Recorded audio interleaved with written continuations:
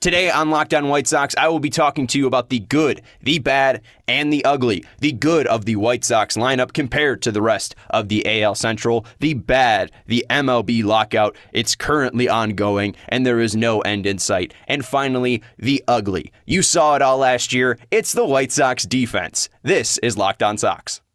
You are Locked On White Sox, your daily Chicago White Sox podcast. Part of the Locked On Podcast Network, your team every day. Welcome to Locked On Sox. Thank you for making Locked On White Sox your first listen each and every day. We're free and available on all platforms. We're free and available on Twitter, Instagram, and YouTube. You can find us there at Locked On Sox or by searching Locked On White Sox. My name is Sean Anderson. I'm the host of Locked On White Sox. You can follow me on Twitter at Sean_W_Anderson. Today is Monday, March 7th. It is a Monday mailbag. You can call in and participate at 312-566-8727 or by writing in to lockedonsox@gmail.com. Today's episode is brought to you by BetOnline. BetOnline has you covered this season with more props, odds, and lines than ever before. BetOnline, where the game starts. Again, today is a Monday mailbag. We'll be talking about the good, the bad, and the ugly surrounding the Chicago White Sox. The good, well, compared to the AL Central, there isn't a better lineup. We'll talk about that on today's episode and what that means for the Sox. Then the bad, well, there's still a lockout going on. They haven't figured that out. The players are still locked out. The owners and players have not been able to reach to a new agreement, a new CBA. So we are still locked out with the looming threat of more games being canceled. When that will happen, I don't know, but it seems like it's coming sooner and sooner. And then finally, we'll talk about the ugly. Like I mentioned in the intro, if you watched the Sox in 2021, you knew one thing was very ugly on the field, and that was the defense. We'll see if they can improve it in 2022. There are some numbers that, say that they can. Is it a lofty goal? Is it a lofty hope? Yes. Do they need it to win the AL Central? Probably not, but we'll discuss it a little bit later on in the episode. Now, before we get into the good of the White Sox lineup compared to the AL Central, and trust me, it's really good, I want to talk to you about something that's really good in my life, a new development in my life, and I teased this on Friday, but I am now the content creator for the White Sox content creator and the host of the CHGO White Sox podcast for CHGO. It is a new sports media outlet started by Brandon Spano. He started it out in Denver first, called it DNVR, along with my guy RK. And then they moved out to Phoenix. They started a new, company out there, basically did what they did in Denver out in Phoenix. And now they're doing what they did in Denver, what worked out in Denver, what worked out in Phoenix, and now they're doing it in Chicago. And they are looking to be inclusive. They are trying to get people who talk like you and me about your favorite teams and try to cover it the way that you would like it to be covered. We are trying to be inclusive. We're trying to just be an addition to your day. If you're looking for more White Sox content, if you're looking for more Bears, Bulls, Hawks, Sox, whatever team, we're covering it all. Check us out. Allchgo.com is how you can figure us out. You can follow them on Twitter at CHGO_sports, and you can follow our Sox page at CHGO_White Sox. We'll be live 2 to 3 p.m. every Monday through Friday. So I hope you can join us. And it's me, Vinny Duber, and guess who? I'll let you guess. I'm going to cover up this Cubs logo back here that's popping out on a jacket. Come on, just take a couple guesses. No, it's not Frank Caliendo. That's a good guess. No, not former President Barack Obama. It's Herb Lawrence, your guy. It's your guy, Herb Lawrence. He's back, the former host of Locked On White Sox, the guy I replaced along with Chris Tannehill. Me and Herb are teaming up. Me, Herb, and Vinny are the team on the CHGO White Sox beat for CHGO. And again, Monday through Friday, we'll be live 2 to 3 p.m. at least for the next week on YouTube. So again, check us out, CHGO. Very exciting news. Very, very, very, very fun. And it's just another place where we get to talk White Sox, which again, I talk it every damn day. This is my job. Locked On White Sox. We cover your team each and every day. Here I am covering your team each and every day. And I love it. It's so much fun. You talk about a job, and they say when you're having fun, it's not really work, right? And that's how I feel. I was there on Thursday and Friday, and it was so much fun. So I hope you can join us. Allchgo.com is where you can join us. But now let's get into the business, your Chicago White Sox. And this is something that we've been doing. We talked about this on last Monday, with the Chicago White Sox starting rotation. Wednesday, we had a little bit of a break because I was screaming in my car about the MLB lockout. And then on Friday, I talked about the White Sox bullpen compared to the rest of the AL Central. So far, the rotation and bullpen, they're first in the AL Central. Now we get to talk about the lineup, how the White Sox lineup compares to the rest of the AL Central. And I know it's going to be shocking to you. The team that almost won it in 2020, the AL Central, and won it in 2021, they do have the best lineup in the AL Central. That's how they won it. It's pretty easy so far for me. I don't really have to go too in-depth on why the White Sox are so good. It's not even really a competition. You look at all the stats, and the White Sox are usually top 10 in most of the big batting stats. And you look at all the other teams, Cleveland, Minnesota, KC, and Detroit, and they're pretty low. And the only team that's somewhat close, somewhat competitive is Minnesota. We'll talk about the Minnesota Twins. We'll talk about the Cleveland team.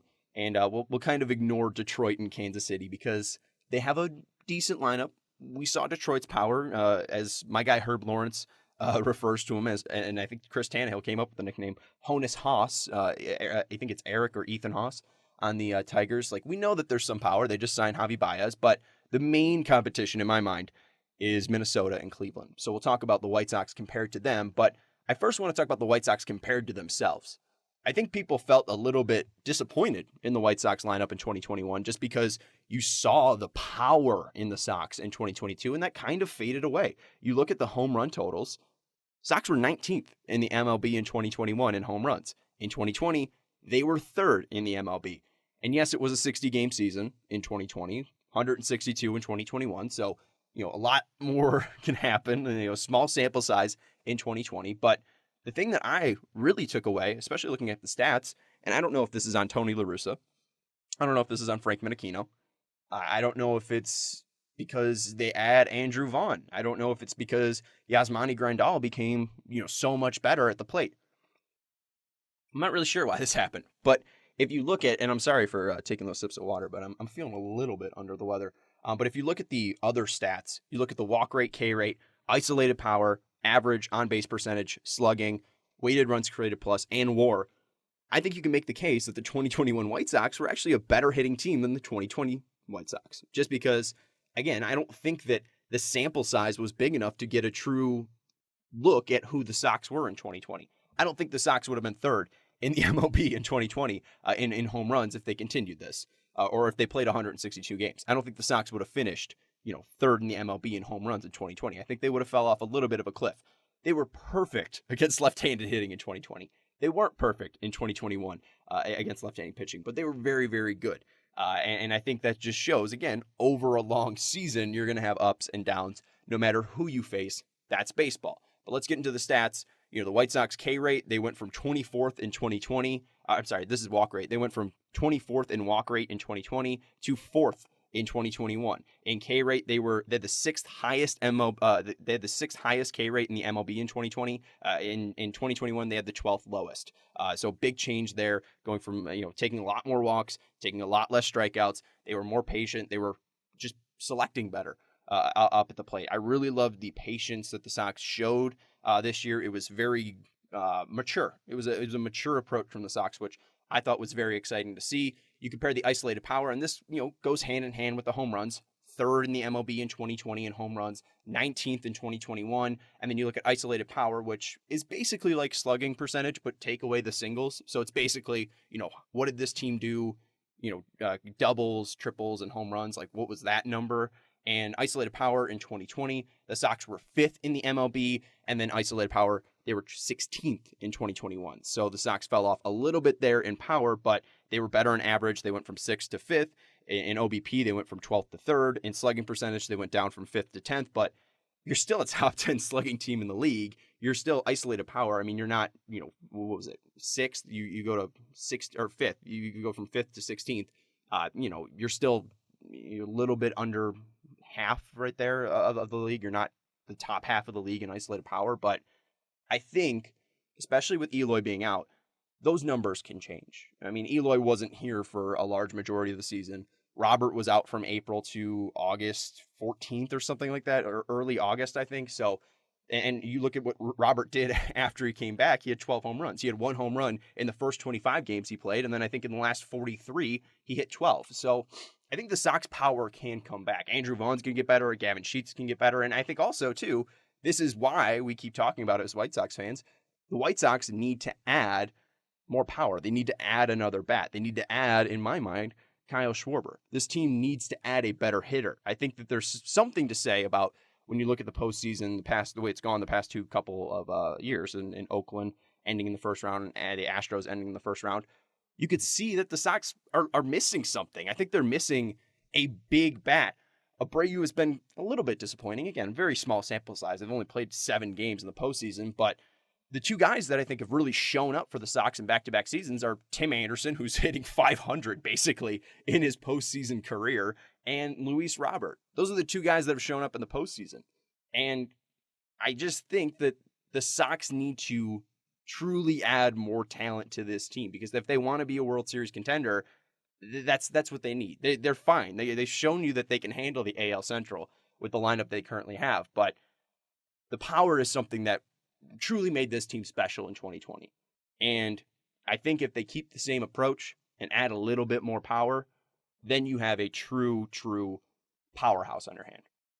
Now, I don't want to disrespect Minnesota and Cleveland, so we'll get to them, but I first have to tell you about the new official sportsbook of the Locked On Podcast Network and of Locked On White Sox. Football might be over for this season, but basketball is in full steam for both pro and college hoops. From all the latest odds, totals, player performance props, to where the next fired coach is going to land, BetOnline.net is the #1 spot for all your sports betting needs. BetOnline remains the best spot for your sports scores, podcasts, and news this season. And it's not just basketball. BetOnline.net is your source for hockey, boxing, and UFC odds, coverage, and information. Head to the website today. Again, it's betonline.net, or use your mobile device to go to betonline.net to learn more about the trends and action. BetOnline, where the game starts.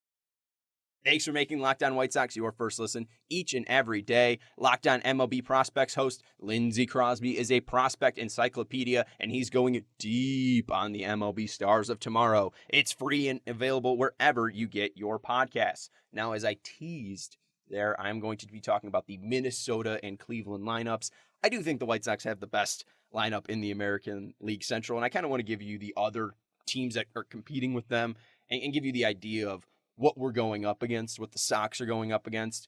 Minnesota, they're definitely an interesting team, but you look at their stats last year, and their best hitter, who played 100 games, was Josh Donaldson, and he's getting up in age. 124 rated runs created plus, basically saying he's 25% better than the rest of the league at creating runs. So Josh Donaldson's still performing even at his older age. He's aging gracefully, I'd have to say. There was a little bit of a hiccup there between when he left Toronto, but it seems like now in Minnesota, he's finding a hitch.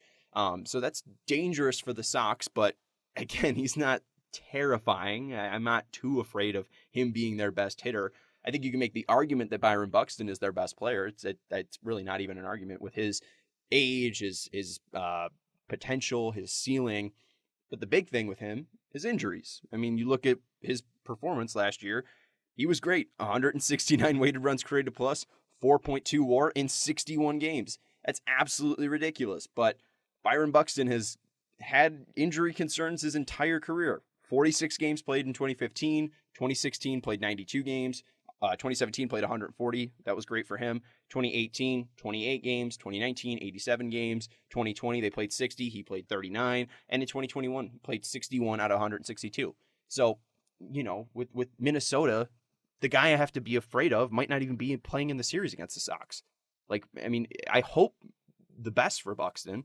He's such a fun player to watch, and I would rather the White Sox have their best players going up against Minnesota's best players. So I wouldn't want to see the Sox not play Byron Buxton. But if I have to be realistic here, I'm not afraid of Minnesota. Their best players are Josh Donaldson, who's aging. And if we can compare the Sox lineup, you give me Josh Donaldson, I'll throw out Jose Abreu. Those probably cancel out.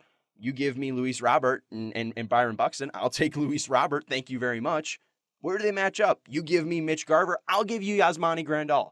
The Sox, that's their biggest competition lineup-wise is Minnesota. There is no competition in my mind. The White Sox have the best lineup in the AL Central, and it's fun to say. It's really fun to say. Detroit's up and coming. Kansas City's up and coming. Cleveland's not spending money. They might have the best player and best hitter in the division, Jose Ramirez, but outside of that, they got nothing. They got absolutely nothing. And I just think, especially with the Sox pitching, like, it shouldn't be a competition this year. And there's a lot of hardworking guys on all these teams. Detroit showed last year that they don't give up, that they're coached hard, managed hard, and that all those guys are trying their best to be the best players that they can be. But talent-wise, the Sox show out, and it's not close. And they have the best rotation, best bullpen, and best lineup, and it's not close. And they might be adding to it still. The Sox are dangerous, and the Sox should be a World Series contender. However, for that to happen, we need an MLB season. And this is a Monday mailbag. You can participate at 312-566-8727 or by writing in at lockedonsox@gmail.com. I want to go out to our good friend Mark in the Park to get a vibe check from fans on what you guys are feeling, right? How is this lockout affecting you, the fans? Because obviously it's affecting owners. They don't have people in their stadiums. It's affecting players. They don't have a paycheck because they're not playing games. And I understand that it's not our game, that though they're bargaining between each other. The owners need to pay the players, and the players want to be paid. It doesn't really affect the fans in a way. Like there's no promise of baseball. That's not in the law. There doesn't need to be a baseball season.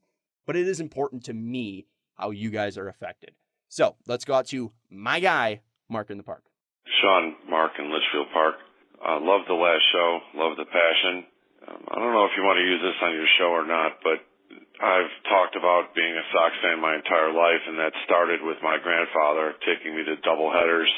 Every time the Sox were in town on Sundays, they had doubleheader every month, and we went all the time. I went with him and without him to the ballpark. He died when I was 16, and so that stopped, but I kept going to the ballpark on my own. In his honor, the last time I was in Sox ballpark in Chicago was 2019. And that was for my grandson's first ball game, along with my son, my daughter, my grandson's paternal grandfather, my grandson's paternal great-grandfather, and my grandson's maternal great-grandfather. So it was 4 generations of people who have poured a lot of money into that ballpark and into certain people's pockets. So, you have every right to be pissed off. And I'm pissed off too. I've had about enough. This is total garbage. And the game that Rob Manfred's trying to run on us, I ain't playing. Honestly, he can kiss. So, thanks, Sean. Mark, you call in and say you're a curmudgeon, that people won't, sell you their house, yet you're telling me about these family outings where you have just both sides of your families coming together to celebrate your grandson's first baseball game. That's heartwarming. Mark, come on. I've told you this before. You're a sweetheart. That's a great memory. Thank you for sharing. Rest in peace to your grandfather too. I mean, that's I've had a little bit of an interesting relationship with my grandparents and baseball. My one grandfather is from Ireland, and they didn't have baseball over there. But one thing I remember him doing for me was in his backyard, he built me this PVC pole, and there was this baseball that had string on top and a string on bottom, and you could strap it to the PVC pole. And basically it's just not racquetball, is it handball? Handball, right? The ball that's on a stick and you just hit it back and forth and it spins around. I think you understand. Same idea with the baseball. It'd wrap around the pole and then it'd spin back and, it'd give you a decent amount of velocity and then you'd be able to work on your swing. So shout out to my Irish grandpa. I don't know if he understood baseball. He probably learned it in the couple of years, the 20 years before I was born. But, shout out to him for doing that for me. And my other grandpa, I don't know if he's big into sports. I've tried talking to him, but I've never gone to a game. So it's cool that you have that memory. And I'm glad that you had those 16 years with your grandfather. It's interesting, too, to think about a world where the Sox are doing double headers because, A, baseball's not being played right now. But also, you think about today's society, and it's all about making sure that you have the best TV ratings. They wouldn't put two baseball games on the same day because one of those games is not being watched, or either you're tuning into the first 3 innings and you're going to tune out after, if the game starts to become blowout, or if it's just boring, right? They're not even going to have starters in both of those games if they're playing a doubleheader. Abreu might play the first head and then he might be out in the second one. Tim might be out, playing in the first game and out in the second.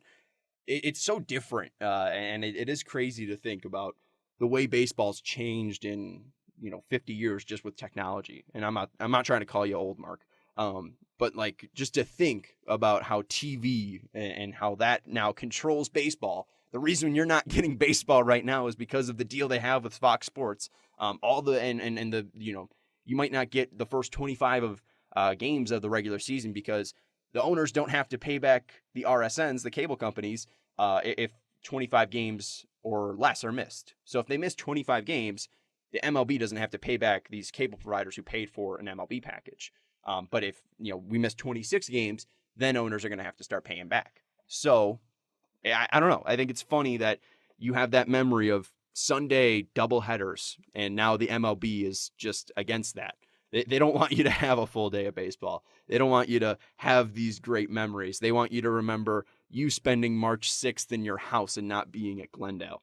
It's not about the fans. It's about the owners and their greediness. And it makes me sick, Mark. I've been the host of Locked On White Sox now for over 3 months, and something that I've been consistently amazed at is the amount of flavors that Built has. I'm on Built.com, and let's just run through these. I've talked to you about the Built Bar Puffs. They are the first ever protein-infused marshmallow, and let's talk about these flavors. Banana cream pie, cinnamony churro, lemon dip cheesecake, ruby chocolate, coconut marshmallow, and the cool thing is you can get a mix box. If you'd like to try the 3 flavors of banana cream pie, cinnamony churro, and coconut marshmallow, you can. They got a box designed just for you. Or if you want to try the regular bar, they have cookies and cream, salted caramel, double chocolate, mint brownie, coconut almond, raspberry, peanut butter brownie, cherry barcia, and caramel almond delight, and that one's on sale. And you can get a mix box of that, or you can build your own box. And that's the thing that really is the best about Built Bar. If you are trying to cater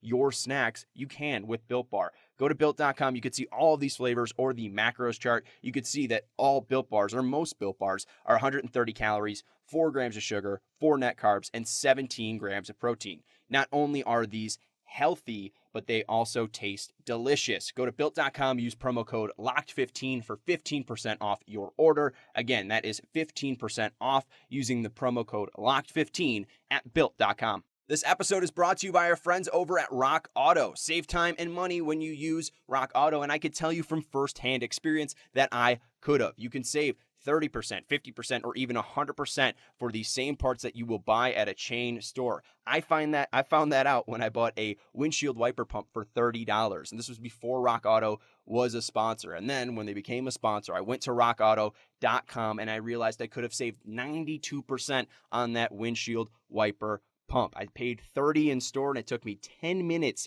to get that part, and I found my part on Rock Auto for $11 in under a minute. It is fast and it is easy to use Rock Auto. They have been serving do-it-yourselfers for over 20 years, and their prices are reliably low for every customer. Go explore their easy-to-use website today and find your solution to your auto parts need. Go to rockauto.com right now and see all the parts available. Again, you'll save 30, 50, even 100% more for these parts than at your local chain store. Right, Locked On in their How Did You Hear About Us box so they know we sent you. They have an amazing selection, reliably low prices, and all the parts your car will ever need. RockAuto.com. All right, let's talk about the ugly now, the White Sox fielding. And we're going to go straight to the source. We're going to go straight to our guy, Rick Hahn, the general manager of the Chicago White Sox, to see how he would reevaluate the 2021 White Sox defense. And a big part of my biggest qualms with the Sox defense is their shifting percentage. If you look at the Sox, and hey, if you want to talk about the shift or not, if it's good or not for baseball, that's fine. They're doing that in the lockout right now. It looks like the owners are looking to ban the shift in 2023. We'll see what happens. I don't know. But right now it's a part of the game. And the White Sox are not using it as effectively as they could. If you look at StatCast, one of my favorite websites, baseballsavant.mlb.com, you can compare the White Sox shifting from 2020 to 2021. And obviously that's important because Ricky Renteria was the manager in 2020 and Tony La Russa was the manager in 2021. So, what are their different shifting strategies? What is their different philosophies? And if you look at the White Sox in 2020, they shifted 29.3% of the time. And if you look at the White Sox in 2021, that 29.3% went all the way down to 20.3%. And that percentage gives them the fourth lowest in the MLB. And in 2020, they had the 22nd highest shift percentage. So they went from eighth lowest in the league to fourth lowest in the league. So there was a change. But the thing that stuck out to me the most was how Rick Hahn evaluates the team. This is the guy that's putting the team together. So, what does he think? I can have all my opinions and thoughts, but Rick Hahn, and I know this is a leap of a thought here. Rick Hahn does know more about baseball than me. So shout out to Rick Hahn. But here's something that he said about what the change in the shift percentage and why the Sox shifted less. I was going to read it, but I think I can find the audio. So here's Rick Hahn talking about it. The goal is to convert balls in play into outs. When you look at our shift number, I'm not sure where you said we ranked. I actually had seen something from Baseball Info Solutions that had us actually 30th in total number of shifts last year, just in gross number of shifts. That said, we were 9th in terms of net ball hits saved as a result of shifting. That number is the number of balls that you get to because of the shift and turn into outs, minus the number of hits that you give up because you were out of position, so to speak, those ground balls to where the shortstop should have been. So even though we did not have a high percentage or high gross number of shifts, we actually were in the top third of the league in terms of effectiveness when we did the ninth highest total of net outs. So there's a sweet spot to hit. We may not necessarily be there because obviously being ninth isn't being first. So perhaps with some more shifting, we could increase that number. But obviously you do too many shifts, then you're going to start giving up too many hits to areas where you would have been covering had you not shifted. The previous year, 2020, we were 20th in the league in net number of shifts. And also, I believe, 7th we were in the top 10 in terms of that net out number. The year before that, we were middle of the pack in terms of shifts, and we were also in the top 10 in terms of that net out number. The decision to shift is obviously driven somewhat or large part by getting those outs. But keep in mind, it's also about how your pitching plan is going to approach that opposing offense. You can't shift guys based on historically where the ball has gone if you aren't going to attack them from a pitching standpoint in a way that's going to lead to them hitting into that shift. So those two things have to align, which means the defensive game planning in terms of positioning has to match what the pitchers and the catchers and Ethan and his group are recommending in terms of the ability to get a guy out. Long story short at this point, from an effectiveness standpoint, despite the limited number of shifts, all that worked better than it did for 2/3 of the league. Doesn't mean we can't improve on that. And it is something that we've talked about and we'll continue to talk about, especially come next spring. But it's a matter of getting all of that aligned to get that gross number of out number as high as possible. So again, long story short, if that's possible, don't let the 30th number be the only one you look at. You got to look at how the outs are converted based upon those shifts. And yes, there's still some room for improvement, but that 30th number is in itself misleading. And that's Rick Hahn on the topic of shifting. And the big thing I want you to take away from there is that the White Sox were 30th in total shifts, I believe, at least in the number that Rick was going off of. I have them as 26th on StatCast, but that was percentage of shifts. So they're fourth to last in percentage of shifts. They might be last in total amount of shifts. But he was saying that they were the 9th best at converting the shift into outs.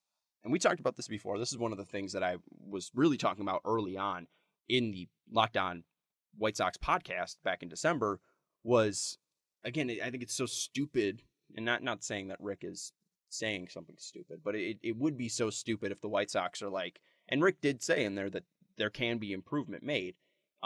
So I'm not saying that Rick isn't aware of this, but I hear that, and it's like, if you are the 9th best team at turning the shift into outs, why wouldn't you use it more? If you have a top 10 weapon, if you have a top 10 advantage, why wouldn't you use it more? Is it just because of a small sample size? Like in the top 10, you obviously were the team that shifted the least amount. But what was that true difference? Was the amount like crazy? I mean, I would compare it to a pitcher, right?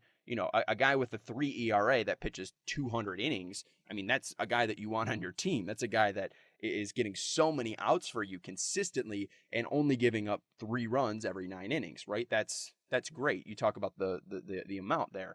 But that's why when you look at a guy who has like 20 innings pitched and a .96 ERA, it's like, okay, well, there wasn't a big enough sample size there. I just wonder, like, are the Sox truly, on top of the shifting game? If they shifted more, would they be still as effective as they are? I don't know. It's nice to see Tim Anderson. Tim Anderson's improved every single year defensively. But outside of that, and outside of the beast that is 88 in center field, I don't know if the Sox have an above average defender at a normal position. Adam Engel obviously has a fantastic glove, but what's his health like, and how many games realistically is he going to play? Because, bat-wise, they might like Andrew Vaughn better. They might like Gavin Sheets better. We're not really sure. They might like Michael Conforto or Kyle Schwarber or Jorge Soler or Nicholas Castellanos better in right field because of their bat. We're not sure. But Adam Engel right now, great glove off the bench. But starter-wise, Luis Robert, Tim Anderson, and Yohan Moncada are your above-average defenders. And, stats, you could argue that Eloy was above average last year. He had 1 defensive run saved and I think 1 out above average. So he wasn't negative. But I don't know, again, sample-wise, if Eloy can keep that up. I've always loved Eloy's athleticism. I thought that he has shown that he can be, quick, speedy out there. But it's about the IQ and, does he feel comfortable and natural out there? I don't know. And, hey, Abreu was good in 2020. Abreu showed improvements with the glove, but numbers-wise, overall, this team really lacked. You look at defensive runs saved, the total amount of defensive runs saved. The White Sox were 3rd to last in the MLB. -40 defensive runs saved. Phillies were last in -45. Yankees were 2nd to last in -41, and the White Sox were at -40 in defensive runs saved. The only team, that made the playoffs with the worst defensive run saved is the Yankees. And the other team that was close, not the Orioles, not the Angels, not the Athletics, was the Mariners. The Mariners had -1. So, I mean, if you're in that double-digit negative, you're in a bad spot defensively. So the Sox right now, I would say, are in a bad spot defensively. I would say they probably have the worst fielding in the league, because the only team that really compared to them in their division, or I'm sorry, not worst fielding in the league, but worst fielding in their division in the American League Central. I think they have the worst fielding in the American League Central. And the only team that's close to them would be the Tigers. And what did the Tigers do this year? They added Javi Baez. I don't love Javi Baez with a bat, but the one thing that guy can do is he's El Mago. Shout out to Zach Zaidman, my guy. He's the magician. He's the guy with the glove. So, I'm not really high on the White Sox defense, but in the end of the day, I think they have good enough pitching, a good enough lineup, a good enough bullpen, and that's why I think, you're not going to change this defense. I think the defense is fine enough. You need to add a bat, and that's what we were talking about in the first thing with the lineup is, this team needs to be able to punish teams. Yeah, I don't think that, you're going to be able to, defend them, and you're going to be able to have, ground balls in the infield, and you're going to be able to play a small ball game. You need to win on strikeouts and home runs. So let's get these home runs going up. That's the big takeaway here is you're not going to be able to play small ball Tony La Russa, sacrifice bunts left and right. You're going to need to hit the ball out of the ballpark and set guys down 1, 2, 3. So I don't know. I don't love the defense. I don't love it. I don't know if it's going to get any better, but I don't know if it needs to get better. I don't think that is the White Sox biggest need because, again, the game is so much about those 3 true outcomes, strikeouts, walks, and home runs. you just got to be the best at that in my mind at this point. And I think the White Sox can do that through free agency. But we will see when that can even happen because there's a lockout. Thank you for making Locked On White Sox your first listen each and every day. Our next episode, it's a big one. It's a big week, honestly. Nick Morawski of the Good Guys Talk Back podcast is going to be here on Wednesday. We're talking about his great thing. Him and Pat Hester of Good Guys Talk Back are doing some trivia out in Blue Island on March 10th and 24th. And not only is it trivia, it's White Sox trivia. So we'll be talking about we'll be talking to Nick about that great, time out there on Friday on March 10th. So we'll tell you about it. We'll give you all the information so you can go and participate on March 10th out in Blue Island. And I said March 10th, saying that was Friday. I think that's a Thursday. So my bad on that. And then also on Thursday, my bad. So on Thursday, there's also going to be the 108 tourney announcement. The number one seeds were already revealed, but on Friday, I have an interview with Beef Loaf of the 108. So you're going to get Nick Morawski of the Good Guys Talk Back on Wednesday. We'll talk about White Sox trivia on March 10th in Blue Island. And then on Friday, we'll talk about the 108 tourney that will be announced on March 10th with Beef Loaf. Thank you again for making Locked On White Sox your first listen each and every day. Now make your second listen Locked On MLB. Paul Francis Sullivan, please call him Sully, brings you his unique perspective on the major leagues, past and present. It's free and available wherever you get your podcasts. I'm Sean Anderson. Thank you so much for listening. And again, check out CHGO. That's where I am the new White Sox head of content creation. That's Kevin Kaduk's title. I am now I'm a content creator for CHGO White Sox and the CHGO White Sox beat. So come and join us there again this week, 2 to 3 p.m. on the CHGO YouTube channel. Herb Lawrence, Vinny Duber, and I will be live giving you some White Sox talk. Thank you, and I will talk to you on Wednesday here on Locked On Sox.